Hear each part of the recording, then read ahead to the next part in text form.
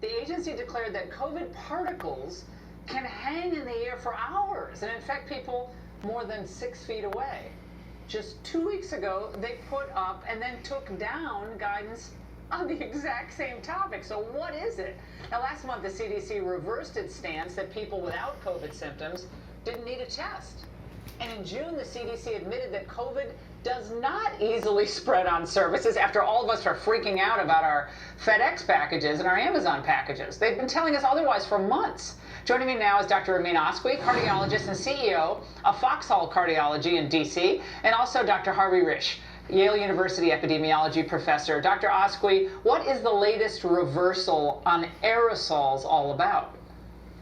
Well, I think what we've seen is a complete collapse in scientific integrity since COVID started. You know, over 30 articles, peer-reviewed articles, have been retracted because of scientific fraud. And as you know, that includes articles in New England Journal of Medicine and The Lancet. Since May of this year, when the CDC clearly showed 14 randomized controlled studies did not show the benefit in non-influenza-like particles, they've done these garbage studies that have been designed really quite fraudulently. It's a debacle that's going to live long after COVID has gone into oblivion.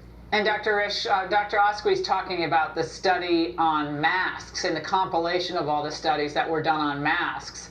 But you might as well have committed a war crime if you take off a mask in your own home, as President Trump did last night when he came back from Walter Reed. But that is a real problem, is it not? That the CDC puts out guidance, then retracts it a few days later. Good evening, Laura. So the problem is that there's a lot of intangibles, and there are definite answers. There's evidence for and against, and these are not clear-cut things that have clear yes or no answers. And so it's easy to weigh the evidence, think you have one way, and more evidence comes out, and then you go the other way. And the real problem is that all of this is a distraction from how to manage the pandemic that we're in, which is that we need to get back to normal life, and we need to protect the people who are at the highest risk, and we need to be able to treat them if they get sick. And that's the whole bottom line, what we have to do. And meanwhile, we're doing mass testing. Surveillance testing is what's asked for by the Biden people, which we heard last night from all our epidemiologists would be a complete waste of time, wasting resources. Dr. Oskoui, former Obama advisor and architect of Obamacare, Zeke Emanuel, says that this is the way to get the death rate down.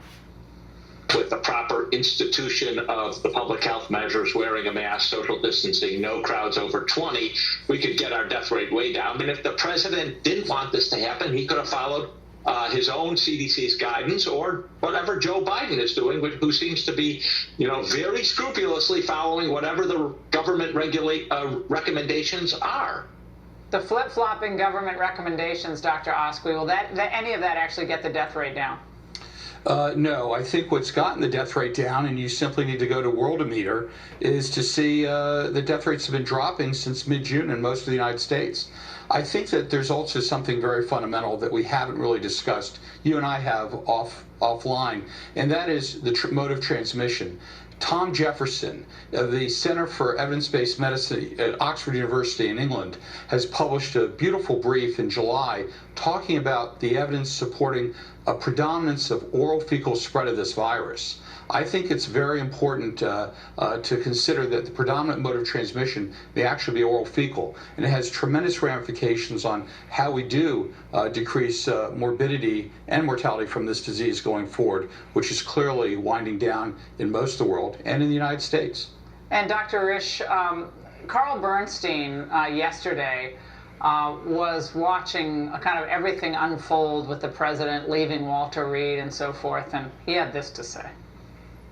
We are in the midst of an unprecedented physical and mental presidential health crisis. We're talking about about a president who is jacked up on steroids. This is a real existential national security crisis. Dr. Risch, you're not treating the president, obviously, but would being on this type of steroid make you manic or a madman, as David Gergen said, that we're being run by a madman because of the treatment? Do you see any indication of that in the president's comments? No, I don't see any evidence of that. I don't know what measure of jacking actually there is, but I didn't see that. I mean, Dr. Osqui, you might as well have thought that, I don't know what you think, but all of these people seemed so bent out of shape that President Trump took his mask off. They just they could not stand it. And that was, they might as well have been infected themselves through hundreds of yards of distance and in time. What your reaction to what you saw last night? This is why I want to retire to Mars. I want to get away from these idiots. No one who's an idiot is going to make it to Mars, and that's why I want to retire there. Sooner the better. All right. Well, guys, great to see you tonight, as always.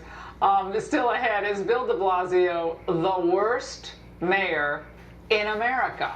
Now, that's kind of a tough competition right now, but The Last Bite has an explanation. Stay there.